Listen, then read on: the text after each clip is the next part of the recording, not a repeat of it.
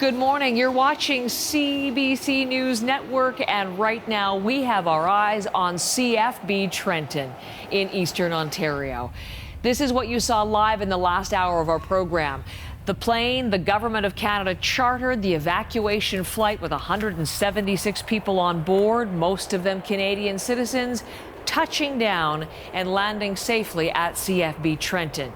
The long journey for the people on board, more than 16 hours. They started off in Wuhan, the epicenter of the deadly coronavirus outbreak, touchdown in Vancouver for refueling, and now at Trenton, parked at a specially designated hangar. And as we know from covering this story the past couple of years, couple of days, what is in store? They will disembark, and into quarantine they will all go for the next 2 weeks.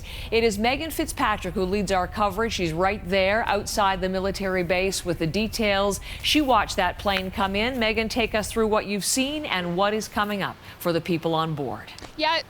Heather, it flew basically right over us and landed just behind us just a few minutes ago. And I'm sure those passengers are very anxious to get off that plane after such a long journey as you were describing. But it might be some time yet before they're actually allowed off the plane, because what's going to happen now is officials from here are going to get on the plane and do a bit of a debrief with the Department of National Defense staff who are on the plane flying home with these passengers who are doing health screening throughout the flight, for example. So they'll have a bit of a debrief, make sure nobody is ill, Heather. If they are, they will be taken off the plane and brought to local hospital. But once everyone is let off the plane, they will go into that hangar nearby the tarmac where they will be processed. Canada Border Service agents will process them, and then they will also talk to Public Health Agency of Canada officials. Again, more screenings, more health checks, more check-ins, and some paperwork to be done. They'll be in this hangar for a bit. There's some toys there for kids to play with. We know there are children aboard this plane. They will be given information packets, and they will be assigned their rooms at their new home at the Yukon Lodge for the next 14 days, which is on a different part of the base. This is a massive base with different parts to it. They will be put on a bus and brought to that Yukon Lodge, which is essentially a motel-type facility on CFB Trenton. People will be given their own rooms. Families will be kept together. We know there are some adjoining rooms at the hotel at the lodge. Every room has a bathroom, a shower, a TV, Wi-Fi, and then it'll basically be up to the people to entertain themselves, occupy themselves for the next 14 days while they are under quarantine. We know meals, for example, will be delivered to their rooms. They will not be eating together. There will be very limited social interaction, and that's in part why part of the process here for them will be having access to mental health specialists who will help them readjust to life here in Canada. That's what we heard from the Health Minister, Patty Hajdu, yesterday, and saying she knows that these people have been through quite a stressful time over the last few weeks, so there will be that support for them, as well as just some social services, some games for the kids, for example, and those people will be given daily health screenings for the next 14 days. Megan, I know you're not able to see the plane from where you're standing, but as you've been reporting in such excellent detail there, we've been watching the plane as it's taxied in, coming in around and coming toward that hangar, as you mentioned.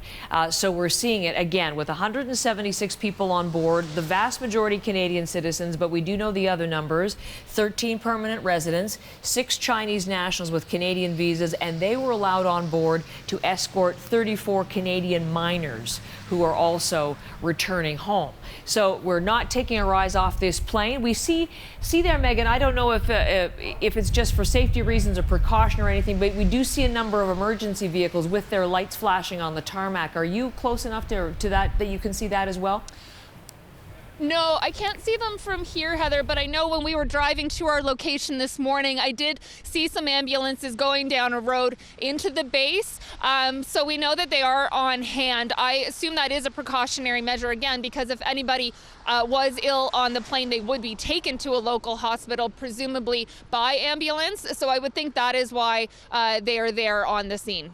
Belleville, Ontario, the hospital, and we've heard from hospital officials there how prepared they are in the case of any sort of coronavirus case, which is, of course, on the plane. They would have been monitored before they got on the plane, even allowed to fly, no one showing any symptoms. And as Megan has just been reporting, they will be checked thoroughly again now that they're on land here in Canada. And there we are as we see the plane coming in. And if I could just add, Heather, if you want me to add, we know within that hangar, there are sort of mobile isolation tents. I'm not sure if we saw some of that in the visuals that you're showing. So if anyone is ill, there are people on hand to sort of sequester them within that hangar. There are these tents that would basically function as isolation units. But I don't know why those would be necessary if someone is ill, because again, our understanding is they would be taken to the hospital right away.